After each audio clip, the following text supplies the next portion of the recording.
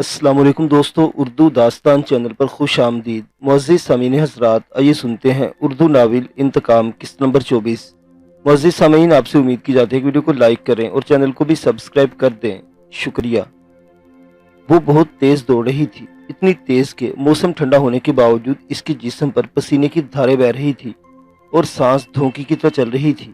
وہ ننگے پیر تھی اور اس ناہموار راستے پر بھاگتے ہوئے اس کے پیر زخمی ہو چکے تھے، لیکن وہ اپنی ابتر حالت کے باوجود رک نہیں سکتی تھی۔ اسے اپنے تعاقب میں دوڑتے ان افراد کے قدموں کی آوازیں صاف سنائی دے رہی تھی، جو شکاری کتوں کی طرح اس کے پیچھے لگے ہوئے تھے اور کسی بھی لمحے اسے دبوچ سکتے تھے۔ بھاگتے بھاگتے اسے درختوں کا ایک جھنڈ نظر آیا اور وہ اندھا دھند اس جھنڈ میں گھس گئی۔ اب وہ اپنے تعاقب کاروں کی نظروں سے اوجھل ہو چکی تھی، لیکن جانتی تھی کہ زیادہ دیر چھپی نہیں رہ سکتی۔ وہ 5 تھے اور اس جھنڈ میں گھس کر بآسانی اسے ڈھونڈ سکتے تھے۔ اسے اگر اپنی جان بچانی تھی تو ان کے اس جھنڈ میں گھسنے سے پہلے ہی کچھ کرنا تھا۔ بقا کی اس جنگ کو لڑنے کے لیے اس نے اپنی ابتر حالت کو پسے پش ڈالا اور جسم و جان کی ساری توانائی یکجا کر کے ایک بلند درخت پر چڑھ گئی۔ درخت اتنا بلند تھا کہ وہ دور تک دیکھ سکتی تھی۔ ان 5 کو بھی اس نے صاف دیکھا۔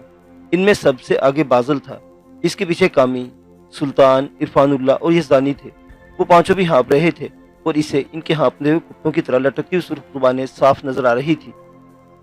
وہ انسانوں کے شکاری تھے اور اسے بھی شکار کر کے ہمیشہ ہمیشہ کے لیے خاموش کر دینا چاہتے تھے، لیکن اس نے بھی تہیہ کر لیا تھا کہ وہ ان کا شکار نہیں بنے گی اور جنگل کے اس طرز زندگی میں شکار ہونے سے بچنے کا ایک ہی طریقہ تھا کہ وہ خود شکاری بن جائے، اور اس نے نہ چاہتے ہوئے بھی شکاری بننا قبول کر لیا اور اپنے گریبان میں اڑتے ہوئے اس چھوٹے سے پسٹل کو نکالا جس میں فقط 5 گولیاں تھیں۔ 5 گولیاں، 5 شکار۔ اس نے ان 5 پر نظریں جما لی اور اپنی سانس کو ہموار رکھنے کی کوشش کرتے ہوئے ہاتھ کی لرزش پر قابو پایا۔ اب وہ 5 اتنا نزدیک آ چکے تھے کہ اسے ان کے چہرے بالکل صاف نظر آ رہے تھے۔ ان میں سب سے واضح بازل کا چہرہ تھا۔ اس نے غصے اور نفرت سے دانت کچکچائے اور فائر کر دیا۔ گولی سیدھی بازل کی پیشانی پر جا کر لگی اور وہ پٹ سے نیچے گر گیا۔ اس نے اپنی انگلی کی جنبش کو روکا نہیں۔ اس نے چھوٹا سا پسٹل یکے بعد دیگرے گولیاں اگلتا چلا گیا۔ ہر گولی کے ساتھ ایک فرد گرتا گیا اور چند سیکنڈ میں ہی وہ 5 اپنے خون میں لت پت زمین پر پڑے نظر آنے لگے۔ وہ بہت سکون سے ان کے جسموں سے بہتے خون کو دیکھنے لگی، لیکن یکدم ہی فضا میں گونجتے سائرن کی آوازوں نے اس کا سکون ختم کر دیا اور وہ ہراساں سی اپنی چاروں طرف دیکھنے لگی۔ اسے لگ رہا تھا کہ سائرن کی آوازیں چاروں طرف سے آ رہی ہے۔ قریب آتی ہوئی آوازیں دھیرے دھیرے اتنی تیز ہوتی چلی گئی کہ اس کے لیے برداشت کرنا ممکن نہیں رہا اور وہ دونوں ہاتھ سر پر رکھ کر زور سے چیخی۔ اپنی ہی چیخ سے اس کی آنکھیں کھل گئی اور اس نے دیکھا کہ اس کے سرانے رکھے موبائل کا الارم مسلسل بج رہا تھا۔ ایک گہری سانس لیتے ہوئے اس نے الارم بند کر دیا۔ وہ جس ذہنی کیفیت کا شکار تھی، اس میں اس قسم کے خواب دیکھنا کوئی غیر معمولی بات نہیں تھی۔ وہ پچھلی پوری رات جاگتی رہی تھی، اسے خود کو تازہ دم کرنے کے لیے دن کے وقت الارم لگا کر سو گئی تھی، لیکن حقیقت یہ تھی کہ منتشر خیالی اور الٹے سیدھے خوابوں کے ساتھ لی جانے والی نیند نے اسے اتنا زیادہ فائدہ نہیں پہنچایا تھا اور اب بھی خود کو تکان زدہ محسوس کر رہی تھی۔ اپنی اسی کیفیت کو نظر انداز کرتے اس نے بستر چھوڑا اور باتھ روم میں گھس گئی۔ شاور لینے سے اس کی طبیعت پر اچھا اثر پڑا۔ بال خشک کرنے کے بعد اس نے اپنی تیاری شروع کر دی۔ اتنے اہتمام سے وہ زندگی میں کبھی بھی تیار نہیں ہوئی، جسے جب تیاری مکمل ہونے کے بعد خود کو آئینے میں دیکھا تو کوئی اجنبی سی لڑکی سامنے کھڑی دکھائی دی۔ اس نے دہکتا ہوا سرخ میکسی نما لبادہ پہن رکھا تھا۔ اس لبادے کا گلا قدرے کشادہ اور آستینیں بہت چھوٹی چھوٹی تھی۔ مناسب میک اپ، نازک سی جھولی اور سنہرے بالوں کے ساتھ اس وقت یقینی طور پر وہ غضب ڈھا رہی تھی۔ اس نے آنکھوں میں نیلے کانٹیکٹ لینس لگا رکھے تھے۔ ماں سے گوری رنگت اور مغربی عورتوں کے نقوش اسے ورثے میں ملے تھے۔ اسے سنہری بالوں اور نیلی آنکھوں کے ساتھ اس وقت قطعی طور پر کوئی غیر ملکی حسینہ لگ رہی تھی۔ اپنی تیاری سے مطمئن ہونے کے بعد اس نے موبائل اٹھایا اور اعجاز کا نمبر ملایا۔ تم کہاں ہو اعجاز؟ کال نصیب ہوتے ہی کسی رسمی گفتگو کے بغیر اس نے دریافت کیا۔ تمہارے کام سے نکل رہا تھا۔ دیٹس گڈ، میں بھی نکلنے والی ہوں۔ کام ہو جائے تو مجھے کنفرم کر دینا۔ اعجاز کا جواب سن کر اس نے اطمینان کا اظہار کیا۔ مجھے پتہ نہیں کیوں لگ رہا ہے کہ تم کوئی بہت ہی خطرناک کام کرنے جا رہی ہو۔ میرا مشورہ ہے کہ تم خود کو خطرے میں مت ڈالو اور مجھے بتاؤ کہ تمہارا اصل مقصد کیا ہے، پھر ہم آپس میں ڈسکس کر کے کوئی بہتر پلاننگ کر لیں گے۔ آخری لمحات میں بھی اعجاز نے اسے سمجھانے کی کوشش کی۔ پلیز اعجاز، دھیان سے میرا بتایا ہوا کام کر دینا۔ میری کامیابی کے لیے تمہاری اچھی کارکردگی ضروری ہے۔ اس نے جیسے اعجاز کی بات قطعی انسنی کر دی۔ Okay, as you wish. اس کے انداز سے اعجاز نے سمجھ لیا کہ اس موضوع پر اس کی ایک نہیں سنے گی، چنانچہ اپنی طرف سے اسے یقین دہانی کروائی اور سلسلہ منقطع کر دیا۔ بشرا نے موبائل اپنے خوبصورت پرس میں ڈالا اور آئینے پر ایک آخری نظر ڈال کر باہر نکل گئی۔ رات کا وقت تھا، اس وقت ہاسٹل میں مقیم خواتین یا تو اپنے اپنے کمروں تک محدود رہتی تھی یا پھر اس جیسی زبردست تیاری کے ساتھ کہیں باہر نکلی ہوئی تھی۔ میڈم نازلی بھی اس وقت استقبالیہ کاؤنٹر چھوڑ کر اپنے کمرے میں رہنا پسند کرتی تھی، اس لیے اسے چوکیدار کے علاوہ کسی سے سامنا کرنے کی امید نہیں تھی۔ لیکن قسمت کے چکر ہی تھا کہ وہ جیسے ہی سیڑھیوں سے نیچے پہنچی، میڈم نازلی سے سامنا ہو گیا۔ ہیلو سویٹ ہارٹ، کسی پارٹی میں جا رہی ہو؟ اس کی تیاری دیکھ کر میڈم نازلی نے معنی خیز لہجے میں پوچھا، ساتھ ہی ایک آنکھ کا کونا بھی دبا دیا۔ بشرا کو اس کا یہ عامیانہ انداز برا لگا، لیکن اعتراض کی گنجائش اس لیے نہیں تھی کہ وہ جن لوگوں کے درمیان رہ رہی تھی اور اس نے اپنے بارے میں جو تاثر دیا تھا وہ اسی انداز میں سوچ سکتے تھے جیسے میڈم نازلی سوچ رہی تھی۔ ایک فرینڈ کی برتھ ڈے پارٹی ہے، وہاں جا رہی ہوں، واپسی میں شاید لیٹ ہو جاؤں۔ بدقت مسکراتے اس نے انہیں جواب دیا، ڈونٹ وری ڈارلنگ، فرینڈ کی برتھ ڈے اچھے سے سیلیبریٹ کرنے کے لیے تم چاہو تو رات اس کے ساتھ رک بھی سکتی ہو، میں ایسی باتوں پر اعتراض نہیں کیا کرتی۔ میڈم نازلی کا لہجہ اس بار بھی معنی خیز اور عامیانہ تھا۔ تھینکس، اس نے بمشکل مسکراہٹ لبوں پر سجائی اور اپنے لیٹ ہو جانے کا بہانہ بناتی ہوئی تیزی سے باہر نکل گئی۔ باہر وہ گاڑی موجود تھی جو اس نے آج صبح ہی اپنے میکینک سے حاصل کی تھی۔ وہ میکینک گاڑیوں کی خرید و فروخت کا کام کرتا تھا۔ بشرا نے اپنی گاڑی کو کچھ کام بتا کر گاڑی ورک شاپ پر کھڑی کر دی تھی اور فروخت کے لیے آئی ہوئی گاڑیوں میں سے ایک گاڑی آرے تن حاصل کر کے اس کی نمبر پلیٹ تبدیل کر دی تھی۔ اس طرح اس نے گاڑی کے ذریعے خود تک پہنچنے کا راستہ مسدود کر دیا تھا۔ اعجاز کی مدد سے مہناز کے واٹس ایپ تک رسائی حاصل کرنے کا اسے خاطر خواہ فائدہ حاصل ہوا تھا۔ اسے معلوم تھا کہ آج رات مہناز ایک ہوٹل میں بازل کے بلاوے پر اس سے ملنے جانے والی ہے۔ بازل نے مہناز کو ہوٹل کا نام اور اپنا کمرہ نمبر بھی واٹس ایپ کیا اور ایسے ہی کسی موقع کی منتظر بشرا فوراً حرکت میں آ گئی تھی۔ اس نے اعجاز کو یہ ذمہ داری سونپی تھی کہ مہناز بادل سے ملنے نہ پہنچ سکے۔ اس کام کے لیے اعجاز کو دو کام کرنا تھے۔ پہلا کام اپنی ہیکنگ صلاحیت کی مدد سے مہناز کے موبائل میں کوئی ایسی گڑبڑ کرنے کا تھا کہ کم از کم آدھے گھنٹے کے لیے وہ موبائل استعمال نہ کر سکے۔ دوسرا اسے مہناز کے اپارٹمنٹ کے دروازے کے لاک میں چند قطرے ایلفی ٹپکانے کا کام کرنا تھا۔ وہ جانتی تھی کہ ان دو رکاوٹوں کے بعد مہناز انٹرکام کے ذریعے بلڈنگ کے چوکیدار سے رابطہ کرے گی اور لاک تڑوا کر اپنے باہر نکلنے کا انتظام کرے گی۔ لیکن اس سارے چکر میں اس کا آدھ پون گھنٹہ ضائع ہو جاتا اور وہ بر وقت نہ تو بازل کے پاس پہنچ پاتی اور نہ ہی اسے اطلاع دے پاتی۔ بشرا کے لیے اتنی مہلت بہت تھی۔ اپنے ذہن میں پلتے منصوبے کی طرف سے مطمئن وہ گاڑی میں بیٹھی اور متعلقہ ہوٹل تک جا پہنچی۔ ہوٹل کی پارکنگ میں گاڑی روک کر وہ اعجاز کی طرف سے اوکے کی کال کا انتظار کرنے لگی۔ خود کو کسی کی نظروں میں آنے سے بچانے کے لیے وہ بازل اور مہناز کے درمیان طے ہونے والے وقت سے 2-4 منٹ پہلے ہی وہاں پہنچی اور اب بے چینی سے اعجاز کی کال کی منتظر تھی۔ گھڑی کی سوئیوں کے طے ہوتے سفر کے ساتھ ساتھ اس کی بے چینی بڑھتی جا رہی تھی۔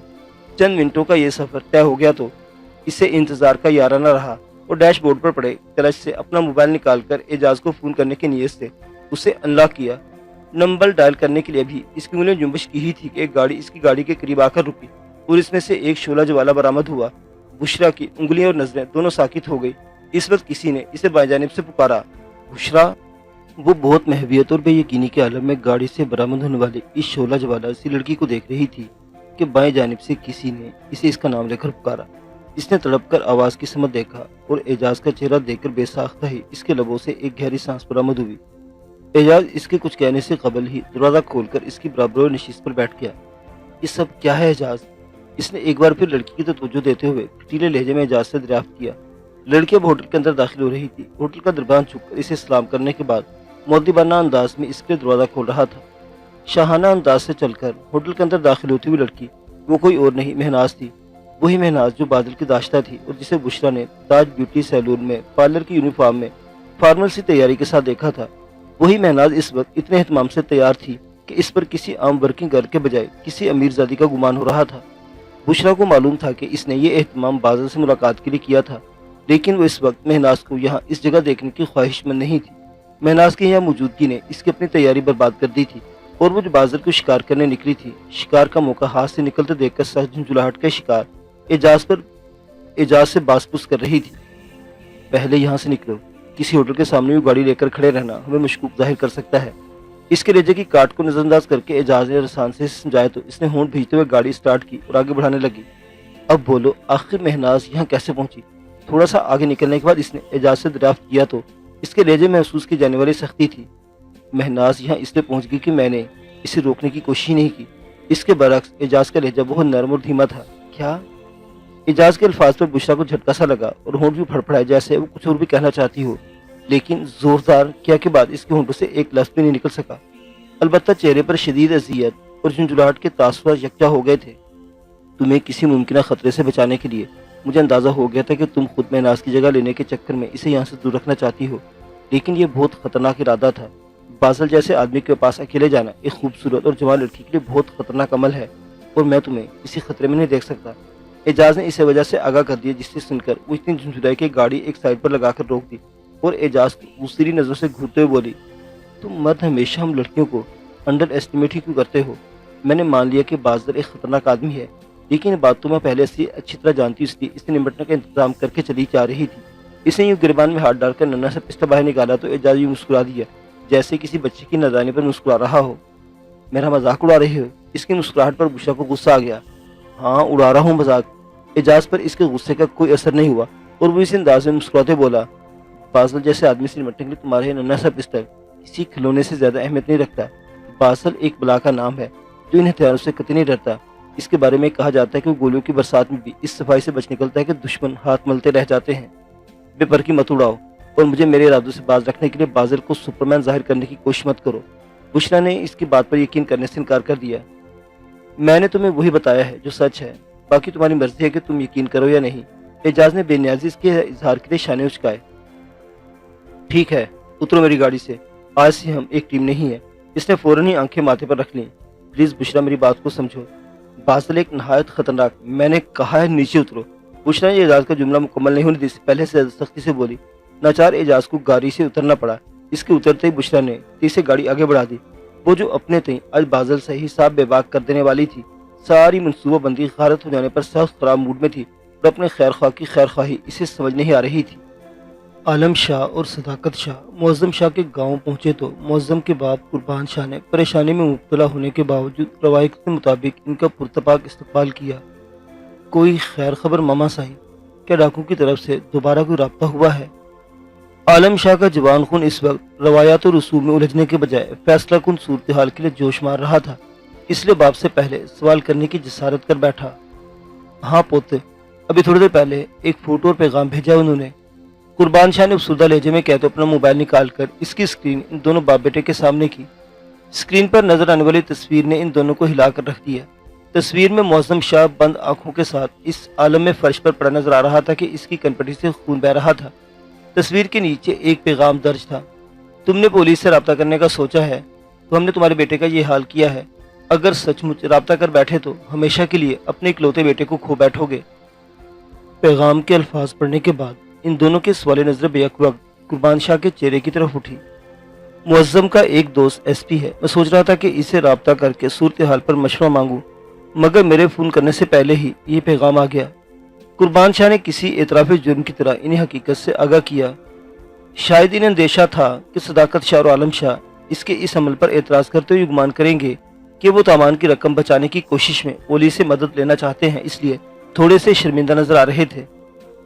आपने अपना इरादा किसी के सामने जाहिर किया था मामा साईं? कोई तंजिया या मुलामती जुमला अदा करने के बजाय आलम शाह ने नहायत संजीदगी से इनसे सवाल किया। तो पहले तो मैं इस सवाल का समझ नहीं आया और जब समझ आया तो नफी में दाएं से बाएं सर हिलाते हुए बोले, तुम गलत सोच रहे हो पुत, इधर से कोई मुखबिर करने वाला नहीं है। मैंने ये बात सिर्फ अपने मुंशी से की थी और वो बड़ा वफादार आदमी है। पुश्तों से इसका खानदान हमारा नमक खा रहा है और इसके खून में नमक हरामी नहीं है। मुंशी ना से ही कोई और मुखबर होगा। खबर अपने आप तो इधर से निकलकर डाकू तक नहीं पहुंच सकती ना। आलम शाह ने जवाब दिया तो वो पहले से ज्यादा थके हुए निढाल नजर आने लगे। वहाँ बहुत से मुलाजमीन थे और इनके हिसाब से सभी वफादार और नमकखार थे, लेकिन आलम की दलील भी रद्द नहीं की जा सकती थी, इसलिए चुप से हो गए थे। अब ऐसा करें कि मुलाजमीन में से जिसके पास मोबाइल फोन है सबके मोबाइल यहाँ जमा करवा लें, शायद इस तरह हम मुजरिम तक पहुंच सके। इनकी खामोशी ने आलम का जोश बढ़ा दिया और फौरन इन्हें मशवरा दे डाला, सबर पुट सबर। सदाकत शाह जो अब तक खामोश थे हाथ के इशारे के साथ इन्हें टोक बैठे और फिर कुर्बान शाह की तरफ मुतवज्जो होकर बोले, फिर आपने क्या सोचा है अदा कुर्बान? तावान देकर बच्चों को वापस घर लाने की राह बिल्कुल सीधी है। अपने बच्चों की जिंदगी के लिए कोई खतरा मोल लेना कतई दानिशमंदी नहीं होगी। मैं भी यही सोच रहा हूँ। अब उन्होंने राब्ता किया तो तावान देने पर रजामंदी दे दूंगा। कुर्बान शाह ने जवाब दिया, लेकिन साफ महसूस हो रहा था कि वो किसी उलझन में मुब्तला है। बुरा मत मानना अदा कुर्बान, ये मुश्किल घड़ी है और मुश्किल में अपने ही अपनों के काम आते हैं, और ये तो हमारी सांझी आजमाइश है, इसलिए میں چاہتا ہوں کہ رقم میں انتظام میں اگر کوئی مسئلہ یا کوئی کمی بیشی ہے تو آپ مجھ سے چھپائے نہیں۔ سجل اور معظم کی سلامتی اس وقت ہر بات سے بڑھ کر ہے۔ آپ بلا جھجک مجھے بتائیں کہ میں کتنی رقم آپ کی خدمت میں پیش کروں۔ عالم شاہ کے جوش کے مقابلے میں صداقت شاہ اپنی ہوش مندی کا ثبوت دے رہے تھے، اور ان کی تمام تر توجہ اس امر کی طرف تھی کہ کسی طرح سجل اور معظم شاہ کی باسلامت واپسی کو ممکن بنایا جا سکے۔ پریشان ہونے کے باوجود انہوں نے قربان شاہ کو یہ تک نہیں جتایا کہ اگر انہوں نے پولیس سے رابطہ ہی سوچا تھا تو ان کا ذہن ایک معمولی ایس پی تک ہی کیوں گیا تھا، اور انہوں نے ان سے کیوں مدد نہیں مانگی تھی۔ ایک منتخب نمائندے اور طاقتور پارٹی کے ممبر کی حیثیت سے ان کی رسائی کافی اوپر تک تھی، اس لیے اصولاً قربان شاہ کو پہلے ان سے مشورہ لینا چاہیے تھا۔ ضرورت ہوتی تو آپ ہی سے کہتا تھا، رقم کا انتظام ہو جائے گا، آپ اس کی پرواہ نہیں کریں۔ ابھی آپ تھکے ہوئے ہیں، مانی ٹکر کر کے تھوڑی دیر آرام کر لیں، اللہ سائیں بھلی کرے گا۔ قربان شاہ کا لہجہ مؤدب لیکن انداز حتمی تھا۔ اپنی بہن کے شوہر اور بہو کے باپ سے رقم لینا ان کی انا گوارا نہیں کر سکتی تھی۔ صداقت شاہ کو بھی مسئلتاً خاموشی اختیار کرنا پڑی۔ جوش میں ہونے کے باوجود فی الحال عالم شاہ بھی اتنی ضرورت نہیں تھی کہ دو بڑوں کے درمیان کچھ بول سکتا، چنانچہ خاموش رہا۔ روایتی خاطرداری کے بعد قربان شاہ کے حکم پر دونوں باپ بیٹوں کو آرام کے لیے کمروں میں پہنچا دیا گیا۔ میزبان کے خلوص کا مان رکھنے کے لیے وہ اپنے لیے فراہم کردہ کمروں میں پہنچ تو گئے، لیکن سکون اور قرار کہاں تھا۔ عالم شاہ تو بستر سے کمر بھی نہیں ٹکا سکا اور کمرے میں ادھر ادھر ٹہلنے لگا۔ ادھر سے ادھر کئی چکر کاٹنے کے بعد وہ کھڑکی کے پاس آ کر رکا بھی تو مضطرب تھا۔ معظم شاہ کی زخمی حالت میں بھیجی کی تصویر مسلسل اس کی نظروں کے سامنے گھوم رہی تھی، ساتھ ہی بار بار سجل کا خیال آ رہا تھا۔ سجل مزاجن بردبار اور باہمت تھی، لیکن ان دنوں وہ جس خطرناک مرحلے سے گزر رہی تھی اس لیے صورتحال خطرناک بھی ہو سکتی تھی۔ معظم شاہ کی تصویر سے ظاہر تھا کہ اغواکار وحشیانہ مزاج کے لوگ ہیں۔ ایسے لوگوں کے درمیان اپنی خوبصورت اور جوان بہن کی موجودگی کا سوچ کر اس کا سر پھٹنے لگتا تھا اور بس نہیں چل رہا تھا کہ کسی طرح ان لوگوں تک پہنچ کر انہیں نیست و نابود کر دے۔ دکھ اور بے چینی کی اس شدید کیفیت سے گزرتے ہوئے اسے ماس کا خیال بھی آیا تھا۔ وہ بھی تو ایسے ہی اچانک غائب ہو گیا تھا اور اس کے گھر والے بیچارے اس کی تلاش میں خوار ہو گئے تھے۔ دوست کی حیثیت سے ماس کی گمشدگی نے اسے تکلیف دی تھی، لیکن اس کے گھر والوں کی تکلیف کا اصل اور حقیقی احساس آج ہو رہا تھا۔ ان کے سامنے تو پھر بھی بہرحال امید تھی، مطلوبہ تاوان ادا کر کے سجل اور معظم شاہ کو واپس لایا جا سکتا تھا، لیکن ماس کے گھر والے بیچارے تو بالکل ہی بے بس تھے۔ جن لوگوں کو ماس کے غیاب کے سلسلے میں ذمہ دار سمجھا جا سکتا تھا وہ اتنے بارسوخ تھے کہ انہوں نے ماس کے والد کو خوار کر کے رکھ دیا تھا، اور وہ تنبہ تقدیر ہو کر خاموش بیٹھے مجبور تھے۔ اس طرح کی کیفیت میں سب باتیں سوچتے ہوئے اس کی نظر بے خیالی کے عالم میں ادھر ادھر بھٹک رہی تھی۔ وہ جس کھڑکی میں کھڑا تھا وہاں سے حویلی کا پھاٹک، درمیانی روش، سرسبز لان کا کتاب اور ادھر ادھر آتے جاتے ملازمین صاف نظر آ رہے تھے۔ اس کے دیکھتے دیکھتے ایک گارڈ نے دوڑ کر حویلی کا بڑا پھاٹک کھولا اور کھلے پھاٹک سے ایک سیاہ لینڈ کروزر اندر داخل ہوئی۔ لینڈ کروزر رکی تو اس سے پہلے ڈرائیور اور ایک گارڈ نیچے اترے۔ ڈرائیور بھی گارڈ کی طرح مسلح اور اس کے حرکات و سکنات کا پھرتلاپن ظاہر کر رہا تھا کہ وہ لڑنے بھیڑنے کے معاملے میں بھی پیچھے ہٹنے والا آدمی نہیں ہوگا۔ گاڑی سے اترتے ہی پچھلی کی طرف کے دروازے کے پاس جا کھڑا ہوا اور ہینڈل پر ہاتھ رکھے گویا دروازہ کھولے جانے کی اجازت طلب کر رہا تھا۔ چند لمحوں کے توقع کے بعد اس نے دروازہ کھول دیا اور اندر سے سفید براق لباس زیب تن کیے ایک بھاری جسامت اور چھوٹے قد کا آدمی برآمد ہوا۔ اس ادھیڑ عمر آدمی نے شانوں پر اجرک ڈال رکھی تھی اور سر پر بھی چھوٹے چھوٹے شیشوں کے کام والی روایتی سندھی ٹوپی موجود تھی۔ ٹوپی سے اس کے مہندی رنگے قدرے گھنگریالے بال نکل کر گردن پر پھیلے ہوئے تھے، جبکہ چہرے پر سے داڑھی مونچھیں بالکل صاف تھی۔ کلین شیو ہونے کی وجہ سے چہرے پر موجود چیچک کے داغ مزید نمایاں ہو رہے تھے۔ رہی صحیح کسر آنکھوں میں لگے سرمے کی بڑی بڑی ڈوروں نے پوری کر دی تھی۔ سرمے کی وجہ سے اس کی گہری سانولی رنگت تقریباً سیاہ محسوس ہو رہی تھی۔ اس شخص کو دیکھ کر عالم شاہ کے ماتھے پر بل پڑ گئے۔ فاصلے کے باوجود وہ اس شخص کو اچھی طرح شناخت کر چکا تھا۔ وہ لطیف سومرو تھا، انہی کے علاقے کا تقریباً ہم پلہ ذمہ دار، جو انتخابات میں بھی صداقت شاہ کے مقابل کھڑا ہوا تھا اور انہیں خاصا ٹف ٹائم دیا تھا۔ اصل میں لطیف سومرو نے اس انتخابی مہم میں بے پناہ پیسہ خرچ کیا تھا اور اس کے کارندے اسے فتح دلوانے کے لیے ووٹروں کو دھمکانے سے لے کر جعلی ووٹ دلوانے تک ہر حربہ استعمال کر رہے تھے۔ وہ تو صداقت شاہ کو بر وقت علم ہو گیا اور ان کے کارندوں نے معاملہ سنبھال لیے، ورنہ وہ اپنی پشتی نشست گنوا بیٹھتے۔ فرق بہرحال پھر بھی پڑا تھا اور ان کے اور لطیف سومرو کے درمیان بہت زیادہ مارجن سے فیصلہ نہیں ہوا تھا۔ صداقت شاہ کے نمک خواروں نے خبردار کر دیا تھا کہ اگر آنے والے الیکشن میں بھی انہوں نے ذرا بھی کوتاہی دکھائی تو لطیف سومرو ان کی نشست لے اڑے گا۔ سیاسی حریف ہونے کے علاوہ بھی لطیف سومرو کے ان کے خاندان سے زیادہ خوشگوار تعلقات نہیں تھے۔ وہ مختلف مزاج کا بندہ تھا اور اس میں وہ رکھ رکھاؤ نہیں تھا جو صداقت شاہ کے خاندان میں پایا جاتا تھا۔ اس لیے ایک علاقے کے رہائشی ہونے کے سبب ان کے درمیان رسمی تعلقات تو تھے، لیکن دوستی یا بے تکلفی نہیں تھی۔ عالم شاہ اس شخص کو یہاں دیکھ اسے چونک گیا تھا کہ قربان شاہ ان کے خاندان سے الگ نہیں تھے اور لطیف سومرو سے ان کے بھی انہی لوگوں جیسے تعلقات تھے۔ وہ بھی لطیف سومرو اور اس طرح کی آمد جھٹکے سے سنبھلا تھا کہ دوسرا جھٹکا اسے قربان شاہ کو دیکھ کر لگا۔ وہ لطیف سومرو کے استقبال کے لیے بنفس نفیس خود باہر آئے تھے اور بڑے پرتپاک انداز میں ان کا استقبال کر رہے تھے۔ عالم شاہ کے دیکھتے ہی دیکھتے وہ لطیف سومرو کا ہاتھ تھام کر اس سے اندر لے گئے۔ ان لوگوں کی نظروں سے اوجھل ہونے جانے کے باوجود عالم شاہ تھوڑی دیر تک اپنی جگہ یوں بے حس حرکت کھڑا رہا، جیسے ابھی کسی طور پر گتھی سلجھ جائے گی، لیکن کچھ نہیں ہوا اور نہ ہی منظر میں کوئی تبدیلی آئی۔ لطیف سومرو کی یہ موجودگی کا سبب جاننے کی اسے بے چینی تھی کہ بس نہیں چل رہا تھا کہ اس طرح خود اس جگہ پہنچ جائے جہاں وہ اور قربان شاہ سے ملاقات کر رہے تھے، لیکن اسے یہ بھی معلوم تھا کہ وہ ایسا نہیں کر سکتا۔ اس کی تربیت ایسی خلاف تہذیب حرکت کی اجازت نہیں دیتی تھی۔ دوسرا، اسے یہ بھی معلوم تھا کہ اگر اس ملاقات کی کوئی خاص وجہ ہے تو اس کے سامنے سنویت کی کوئی بات چیت یہی کی جائے گی جو اسے معاملے سے آگاہ کر دے۔ اگر اس ملاقات کی وجہ جاننی تھی تو اسے کسی ذریعے سے سیند لگانی پڑے گی۔ وہ اس سلسلے میں غور و فکر کرتا ہوا ایک بار پھر اپنے کمرے میں ادھر ادھر چکرانے لگا۔ ہر تھوڑی دیر بعد کھڑکی کے پاس جا کر جھانک بھی لیتا آیا کہ لطیف سومرو واپس آ رہا ہے یا نہیں۔ ملاقات کا دورانیہ طویل ہوتا جا رہا تھا۔ ایک بار اس کا دل چاہا کہ جا کر صداقت شاہ کو اس بات سے آگاہ کر دے، لیکن پھر اس ارادے کو ملتوی کر دیا۔ وہ کوئی ننھا بچہ نہیں تھا کہ ہر بات کے لیے باپ کے پاس دوڑا جاتا۔ وہ اپنے طور پر ہی معاملات کو دیکھنا چاہتا تھا۔ اس نے فیصلہ کیا کہ لطیف سومرو واپس چلا جائے تو قربان شاہ کے منشی کو اس سلسلے میں ٹٹولے گا۔ اس فیصلے کے بعد وہ کسی جگہ بیٹھ نہ سکا اور کمرے میں ٹہلتا رہا۔ ٹہلنے کے اس سلسلے کو دروازے پر ہونے والی دستک نے موقوف کیا۔ یس کمین، وہ بے ساختہ ہی انگریزی میں بول گیا اور ردعمل میں دروازہ کھولا اور تقریباً 20 سالہ قمیص شلوار میں ملبوس سلونی سی لڑکی اندر داخل ہوئی۔ لڑکی نے اپنے ہاتھ میں شیشے کی نازک سی تشتری اٹھا رکھی تھی جس پر خوبصورت ڈیزائن کا کرسٹل کا گلاس رکھا ہوا تھا۔ گلاس میں خوبصورت نفیس جالی سے ڈھکا ہوا تھا اور اس کے اندر گلابی سی رنگت کا کوئی محلول نظر آ رہا تھا۔ آئی ایم سوری سر کہ میں نے آپ کو ڈسٹرب کیا، لیکن میں خود کو یہاں آنے سے روک نہیں سکی۔ لڑکی کے انداز گفتگو نے عالم شاہ کو چونکا دیا اور ایک بار پھر اس نے لڑکی کا جائزہ لیا۔ وہ اچھی تراش خراش اور خوبصورت پینٹ کا استری شدہ جوڑا پہنی ہوئی تھی اور سر پر جوڑے کا ہم رنگ شیفون کا دوپٹہ بڑے انداز سے ٹکا ہوا تھا۔ کانوں میں بہت چھوٹے چھوٹے ٹاپس پہن رکھے تھے اور یہی اس کا واحد زیور تھا۔ ناک، گردن اور کلائیاں بالکل خالی تھی۔ وہ ہاتھ میں جوس کا گلاس لے مؤدبانہ انداز میں کھڑی تھی، لیکن اس کی بول چال اور پہناوا ملازماؤں سے مختلف تھا۔ سب سے بڑھ کر اس کے چہرے پر موجود خود اعتمادی جو اسے ملازمہ ماننے میں رکاوٹ کر رہی تھی۔ لیکن عالم شاہ متذبذب تھا کہ ملازمہ کے علاوہ اور کس کیٹیگری میں رکھے کہ خاندان کے جملہ افراد کو وہ پہچانتا تھا اور حویلی سے باہر سے آئی ہوئی کسی مہمان لڑکی کو اپنے کمرے کی آمد سمجھ کر بالا تر تھا۔ تم کون ہو؟ بالآخر اس کی الجھن سوال بن کر لبوں سے پھسل گئی۔ میں آسیہ ہوں، منشی عبدالحق کی بیٹی۔ میں آپ کے لیے اسٹرابری شیک بنا کر لائی ہوں۔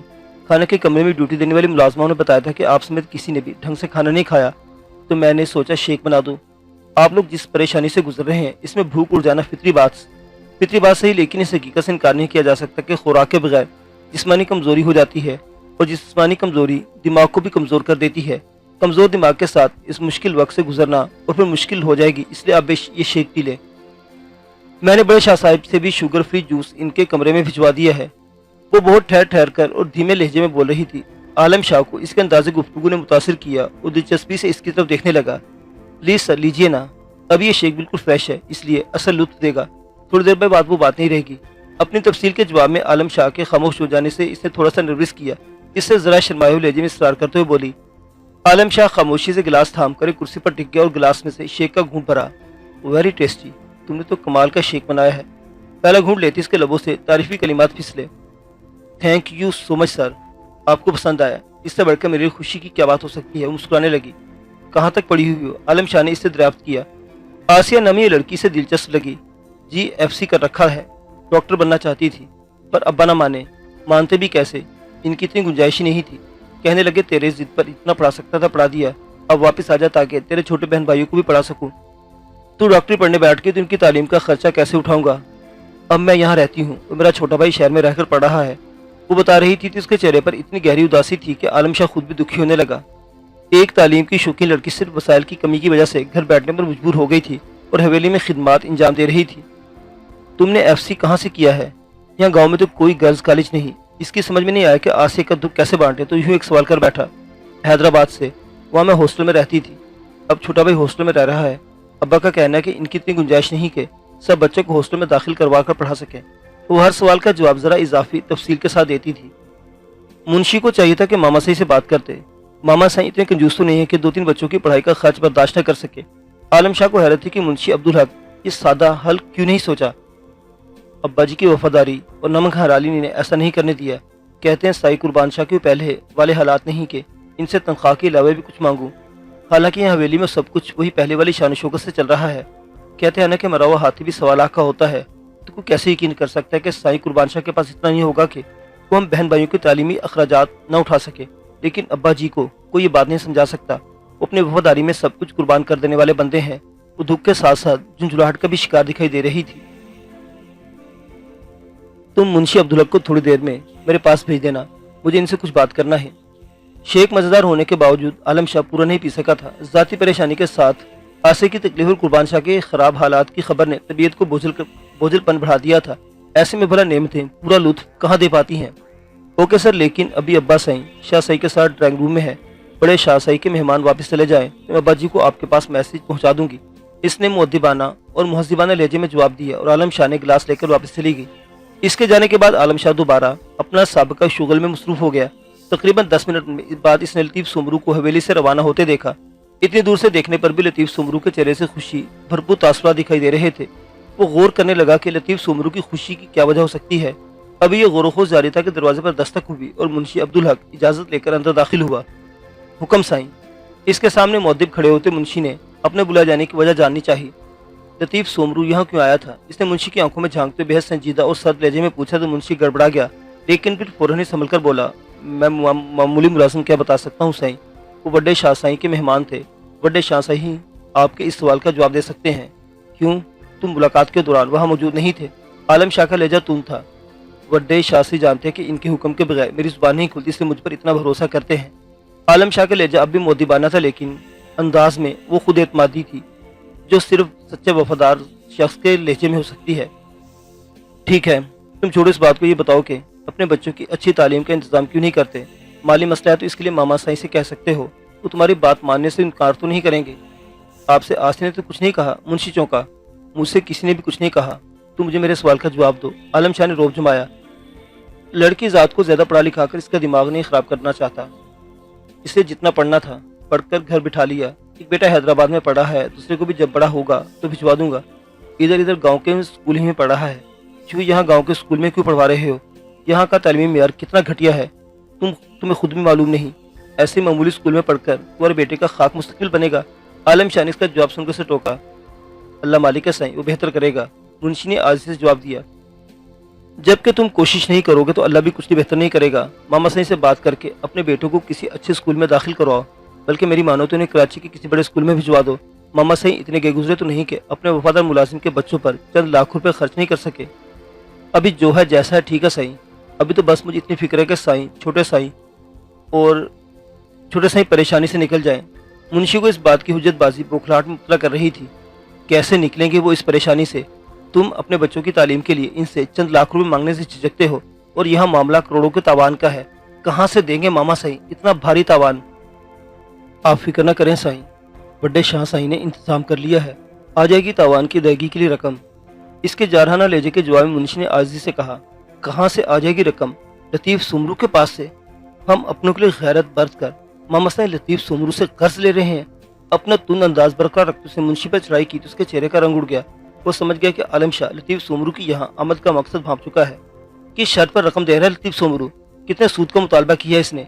मुंशी की चेहरे की रंगत उड़ी से आलम शाह ने भी अंदाजा लगा लिया कि इसका चलाया हुआ तीर निशाने पर लग गया, इसलिए मजीद तफ्तीश करने लगा। सूद की कोई बात नहीं साईं, सूद पर रकम मिल जाती तो भी खैर थी। लतीफ़ सुमरू इसके लिए राजी नहीं हुआ। इसकी अरसे से नहर के पास वाली जमीन पर नजर थी। साईं को मजबूरन इसकी बात मानना पड़ी। मुंशी ने धीमी आवाज में मुतल्ला के झटका लगा। क्या मामा साईं ने जमीन बेच दी? इन जैसे आदमी ऐसा भला कैसे कर सकता है? औलाद के लिए आदमी सब कुछ कर सकता है।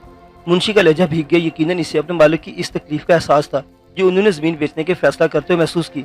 ऐसा नहीं हो सकता, मैं अभी मामा साईं से बात करता हूँ। आलम शाह जज्बाती होने लगा। आपको अल्लाह का वास्ता है साईं, ऐसा न करें। मेरी जुबान आपके सामने खुल जाने का सुनकर इन्हें बहुत रंज होगा। अब तो जो होना था हो चुका। बड़े शाह साईं ने पक्के कागज पर लिख कर दे दिया है। वो लतीफ़ सुमरू चेक भी दे गया है। अब कुछ नहीं बदल सकता। इस बार मुंशी की आंखों से आंसू निकलकर इसके रुखसारों पर लुढ़क गए। वो सचमुच बड़ा वफादार और जानिसार मुलाजिम था। सुनकर आलम शाह के मुंह से रास्ते निकल गए। उसने अपना सर थाम लिया।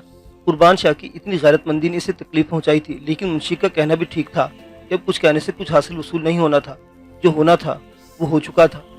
معزز سامعین حضرات، یہ داستان ابھی جاری ہے، بقیہ واقعات اگلی قسط میں۔ دیکھتے رہیے اردو داستان۔ اللہ حافظ۔